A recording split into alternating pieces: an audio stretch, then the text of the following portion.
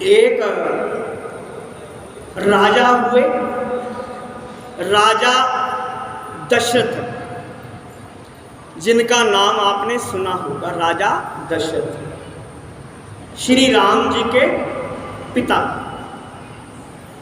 इस संसार में उनका नाम अमर है, महाप्रतापी राजा दशरथ, जो संसार में बड़े दानी थे।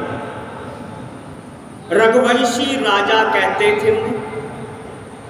रघुवंशी राजा दशरथ जो थे, अपने वचन के बड़े पक्के थे। कहते थे ना, आपने भी सुना होगा कि रघुकुल रीत सदा चली आई, प्राण जाए पर वचन न जाए। कि प्राण चाहे चले जाए, वचन नहीं जाना चाहिए। और जो वचन देते थे उसे पूरा करते थे। तो राजा दशरथ के जन्म की कथा मैं आपको सुनाता हूं कि राजा दशरथ जी का जन्म नहीं हुआ था। राजा दशरथ जी का जन्म नहीं हुआ था। राजा दशरथ की उत्पत्ति हुई थी। रघुकुल वंश में एक राजा हुए जिनका नाम था अज राजा। वो बड़े महान थे, बड़े दानी थे, प्रजा की सेवा करते। लेकिन प्रजा की सेवा तो करते, उनके मन में बड़ी चिंता रहती थी। किस बात की चिंता? उनके मन में चिंता रहती थी, इतना बड़ा मेरा राजपाट, इतना बड़ा मैं राजा अज, और कोई संतान नहीं थी। उस राज्य को संभालने वाला कोई भी नहीं था। राजा अज बड़ा सोच में पड़े थे। तो राजा अज की जो पत्नी थी, बड़ी साध्वी थी, पूजा पाठ करने वाली। तो राजा अज से कहने लगी, राजा आप चिंता ना करें, मैं आपको उपाय बतलाती हूँ, आप चिंता ना करें। महाराज, ये जो हमारे पास राजपाट है ना, ये राजपाट हमारे पूर्वजों का है, बड़ों का है। हमारा तो इसमें कुछ नहीं है, हमारे बड़ों का राज्यपाट है। हमने तो कुछ नहीं कमाया।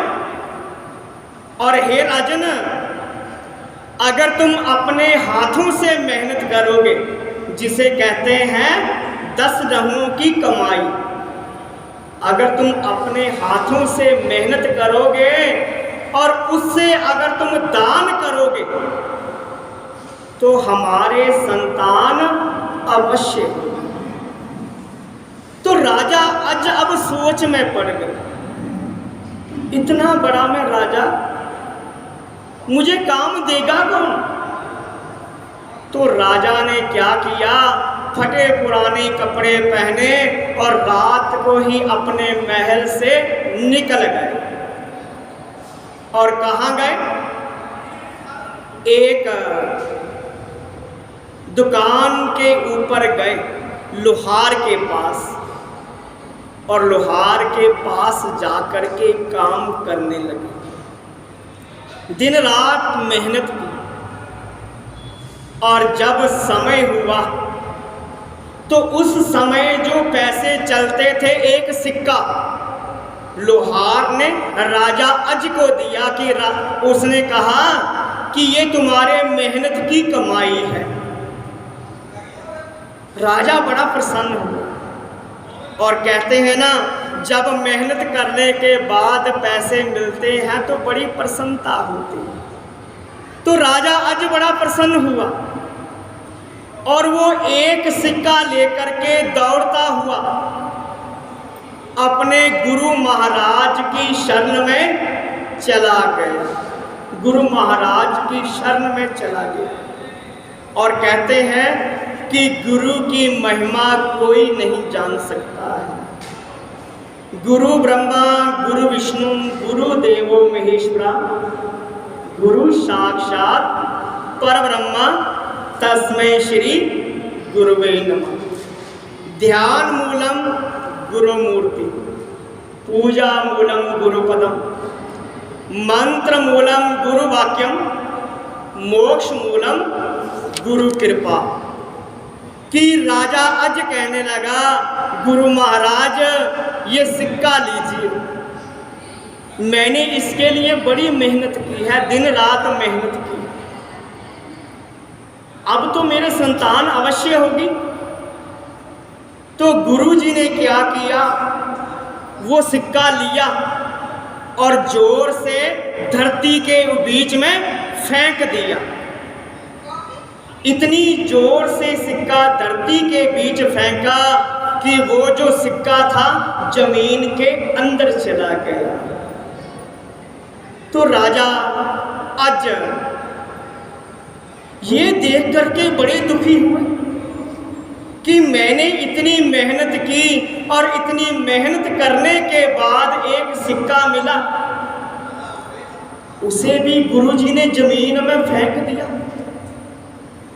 अब राजा अज उस सिक्के को खोजने के लिए घास हटाने लगा, मिट्टी को हटाने लगा, उस सिक्के को ढूंढने लगा। राजा के सैनिक भी आ गए। राजा कहने लगा कि वो जो सिक्का है वो मुझे चाहिए। उस सिक्के को ढूंढने के लिए धरती को खोदने लगे और जैसे ही उस धरती को खोदा गया, मिट्टी निकाली गई, तो उसमें से क्या निकला, एक सोने का रथ निकला, सोने का रथ बना। लेकिन राजा को क्या चाहिए था, अपना सिक्का चाहिए था, सोना तो राजा के पास बहुत था।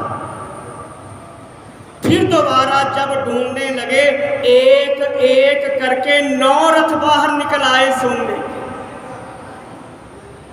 तो गुरु महाराज कहने लगे, राजा अज जो तू चाहता है अभी नीचे है, अभी और नीचे है, और खोजो।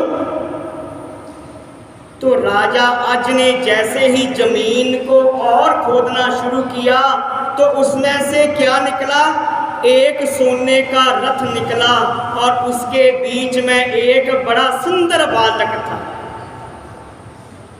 तो गुरु महाराज जी कहने लगे, राजा अज ये जो तेरा पुत्र है ये 10वें रथ में निकला है, इसलिए आज से इसका नाम दशरथ रखा जाएगा। ये दशरथ महाराज की उत्पत्ति हुई, जन्म नहीं हुआ। समय बीतता गया। अब राजा दशरथ जी बड़े हुए, राजपाट करने लगे। राजा दशरथ जी का विवाह हुआ, लेकिन आगे फिर वही संतान नहीं।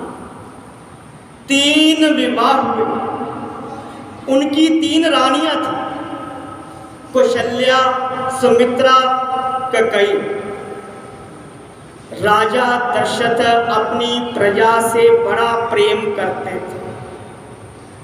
उनके समान पृथ्वी पर उस समय कोई राजा नहीं था। लेकिन राजा दशरथ को संतान की चिंता सताती रहती कि इतना बड़ा राज्य, इसे संभालने वाला कौन होगा। तो एक दिन राजा दशरथ उदास बैठे हुए थे और इस प्रकार उन्हें उदास बैठा देख करके राजा दशरथ का पुरोहित आया। कहने लगा, महाराज आप मेरा कहना मानिए, आप ऐसा कीजिए, मेरे कहने से 9 ग्रहों का पूजन कीजिए, 9 ग्रहों के दर्शन कीजिए। अगर आप 9 ग्रहों के दर्शन कर लोगे तो शायद आपकी मनोकामना पूर्ण हो जाए।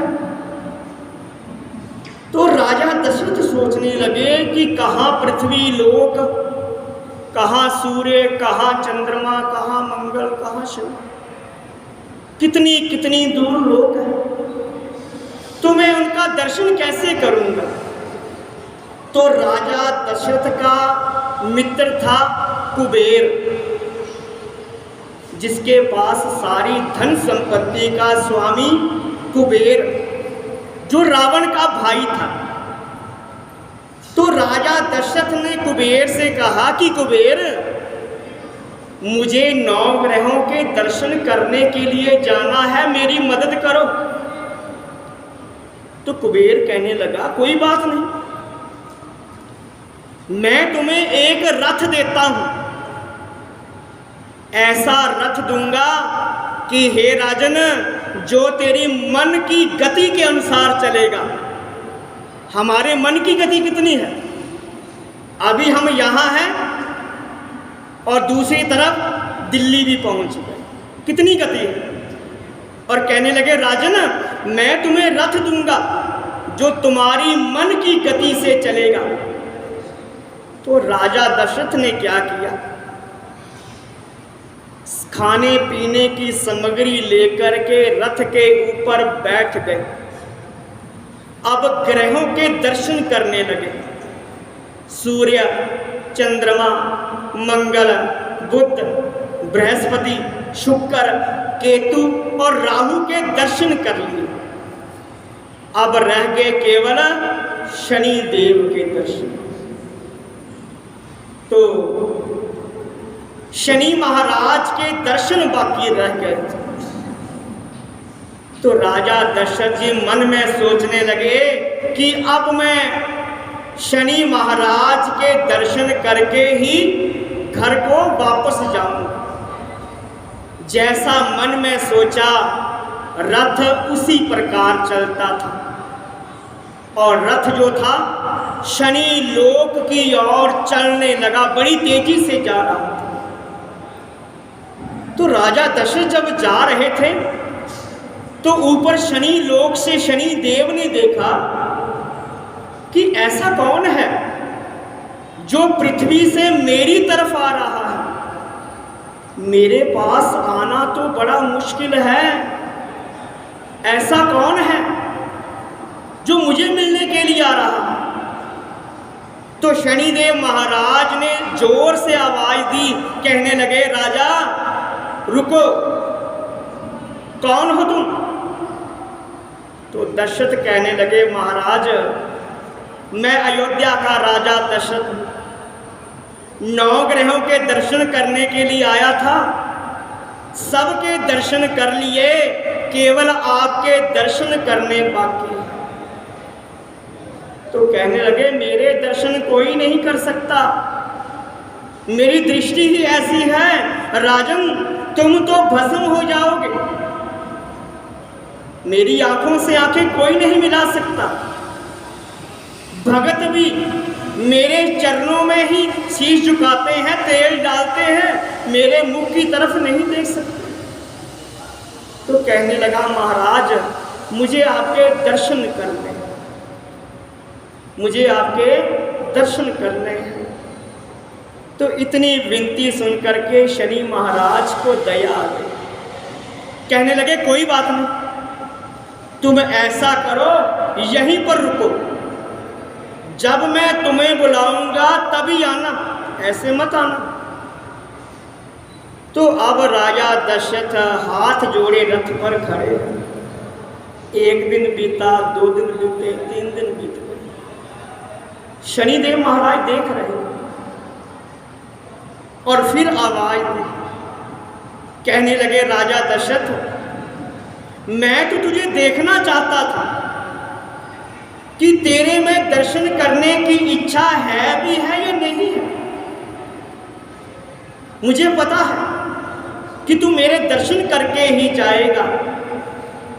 तो कहने लगे, मैंने तेरी परीक्षा करनी थी, वो कर ली, तू दर्शन करने के योग्य है।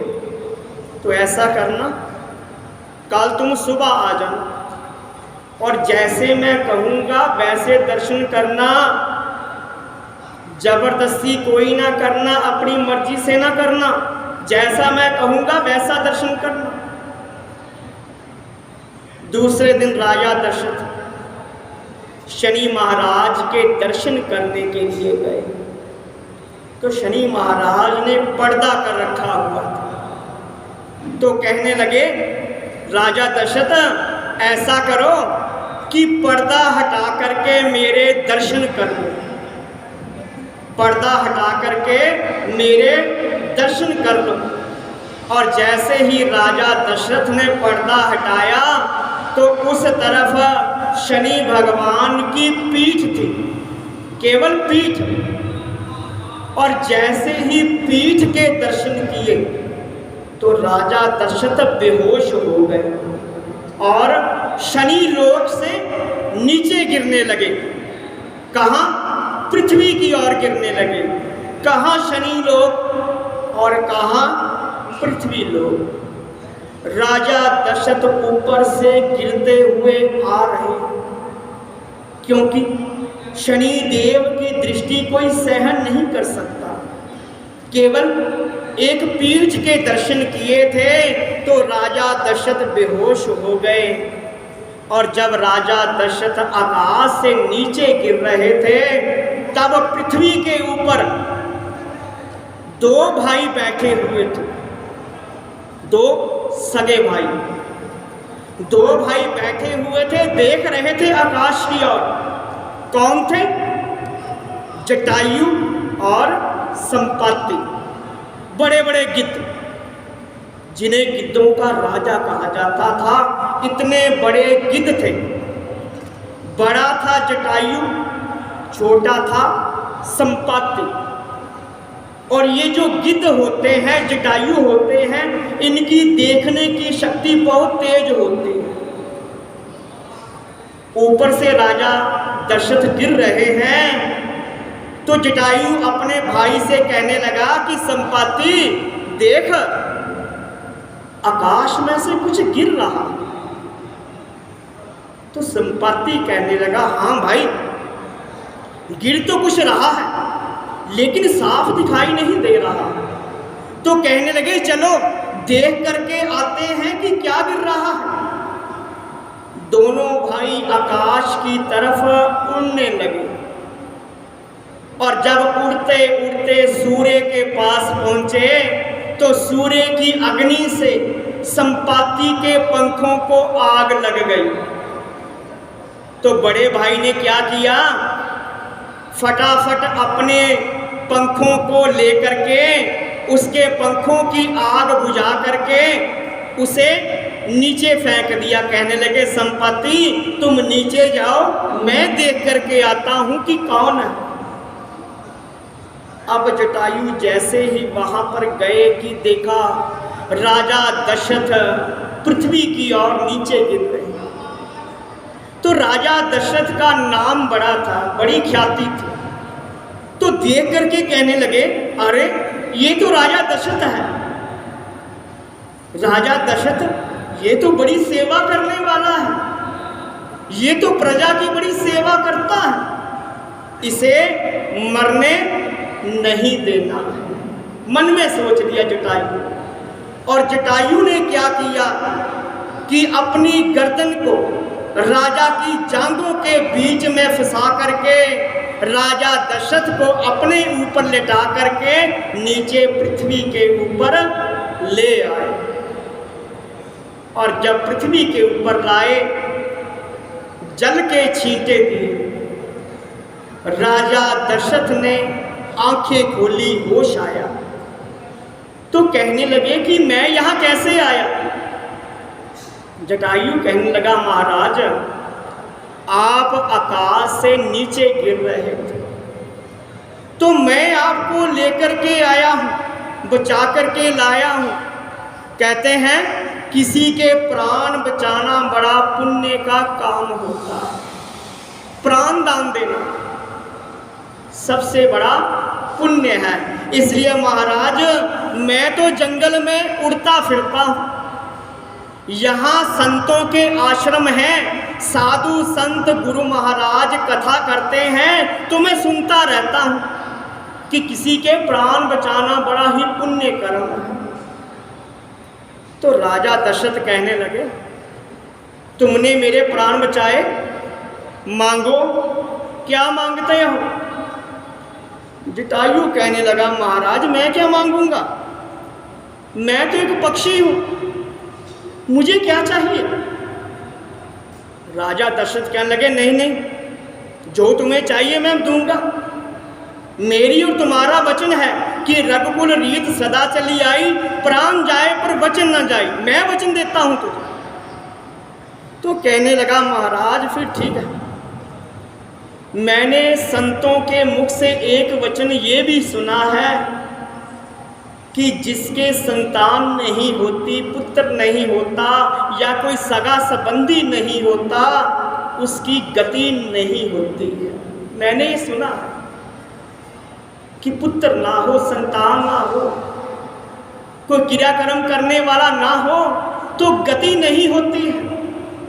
क्या ये सच है? राजा दशरथ कहने लगे, हाँ बात तो सच है। तो कहने लगे, राजन ऐसा काम करो कि मुझे अपना एक पुत्र दे दो और मैं कुछ नहीं मांगता। आप देना ही चाहते हैं तो मुझे एक पुत्र दे दो जो मेरा क्रियाक्रम करे, गति करे। तो राजा दशरथ सोच में पड़ गए, क्योंकि राजा दशरथ के तो अपने ही संतान नहीं थी अभी, तो वचन क्या दे? तो कहने लगे, जटायु ठीक है, जब मेरे पुत्र होगा, सबसे पहला जो पुत्र होगा वो मैं तुम्हें दे दूंगा, ये मेरा और तुम्हारा वचन है। अब जटायु राजा दशरथ को अपनी पीठ के ऊपर बैठा करके अयोध्या छोड़ आया। राजा दशरथ 9 ग्रहों के दर्शन करके अपने घर आए। समय बीता, शिकार खेलने के लिए जंगल में गए तो वहां उनका एक बाण श्रवण को लगा। आपने सुना है ना, अंधे और अंधी का पुत्र श्रवण था।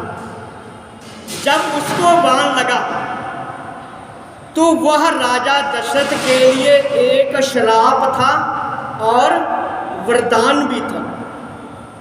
वरदान इसलिए कि राजा के तो कोई संतान नहीं थी, और श्राप मिला कि राजा तूने हमारा एक पुत्र मारा है, तेरे 4 होंगे, लेकिन जब तू मरेगा तेरे पास कोई नहीं होगा, पुत्र वियोग से तुम मरोगे।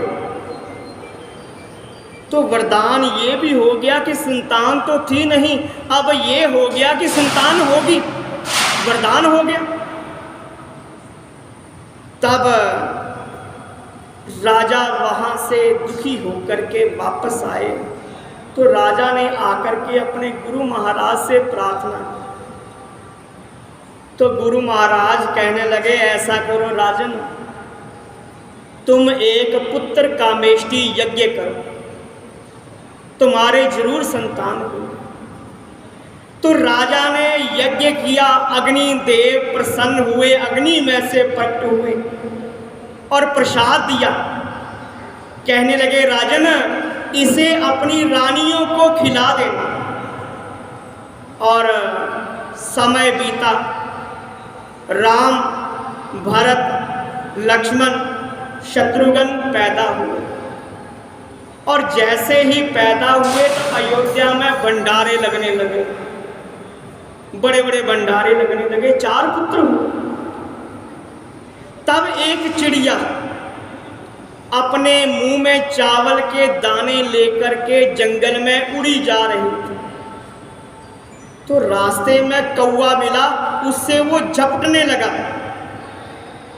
तो चिड़िया कहने लगी, कौवे मेरे से क्यों छीनता है, जा अयोध्या में जा, वहां तो बड़े बड़े भंडारे लगे हैं, जा जितना मर्जी खा, मुझसे क्यों छीनता है।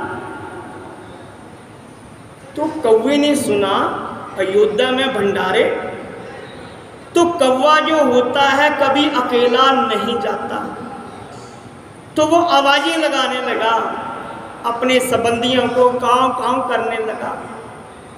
उन्हें अपनी आवाज में कहने लगा कि चलो अयोध्या में भंडारे लगे हैं, वहां पर 4 पुत्र हुए हैं राजा के, चलो।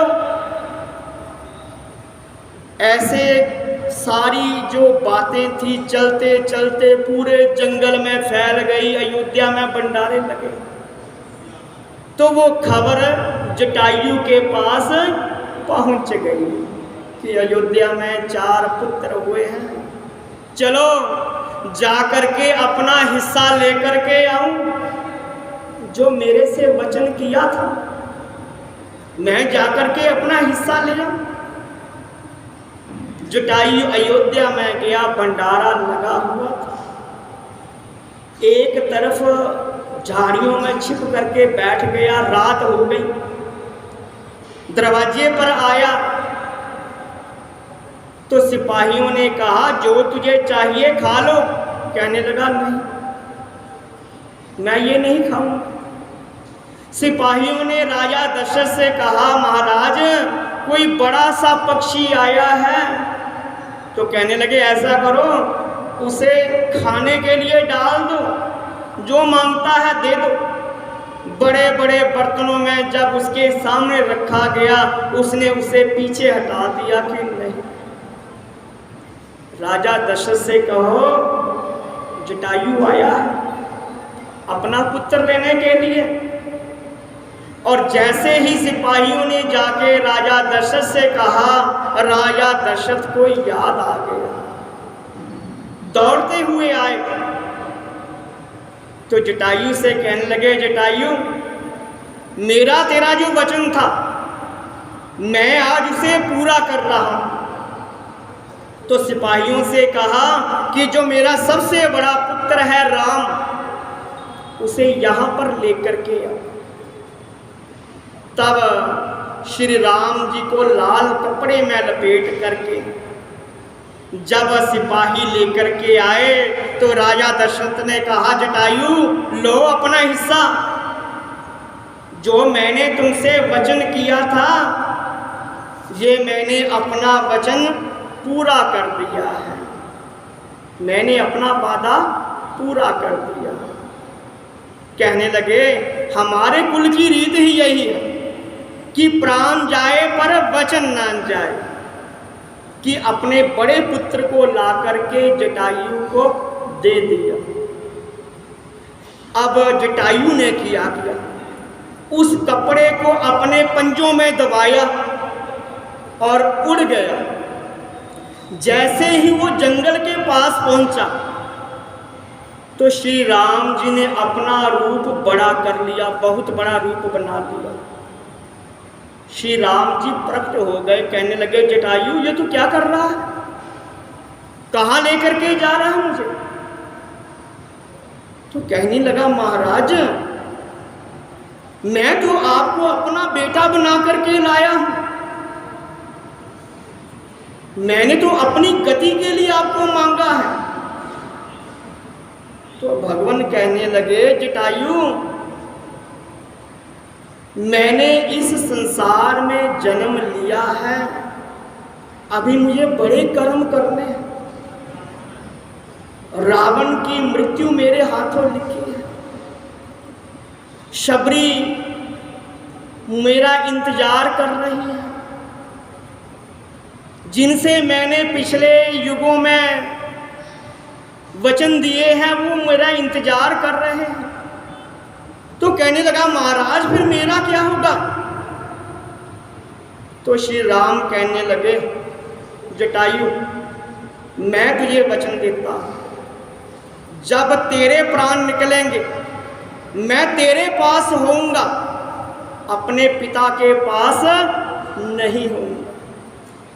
तेरे प्राण मेरी गोदी में निकलेंगे और तेरी गति और संस्कार मैं ही करूंगा, अपने पिता के पास नहीं होऊंगा, तेरे पास होऊंगा और अपना वचन पूरा करूंगा। अब तू मुझे जहां से लेकर के आया था वहीं छोड़ करके आया। तो जटायु राम जी को वापस अयोध्या में छोड़ आता, समय बीतता है, श्री राम जी का विवाह होता है, राम वनवास जाते हैं। रावण सीता का हरण करता है। जब आकाश में जा रहा था तो जटायु ने देखा रावण मेरी पुत्र वधू को लेकर के जा रहा। तो जटायु रावण से युद्ध करता, पंख काट देता। जटायु धरती पर गिरता है और क्या करता है, अंत समय में राम राम राम पुकारता है। तो राम जटायु के पास पहुंच जाते हैं, उसका संस्कार करते हैं, अपने हाथों से गति देते हैं और अपना वचन पूरा करते हैं। प्राणी जब भी अंत समय में भगवान का ध्यान करता है तो भगवान उसे लेने के लिए आ पाते हैं। गुरु महाराज स्वयं साक्षात खड़े हो जाते हैं। बोलिए श्री रामचंद्र महाराज की जय।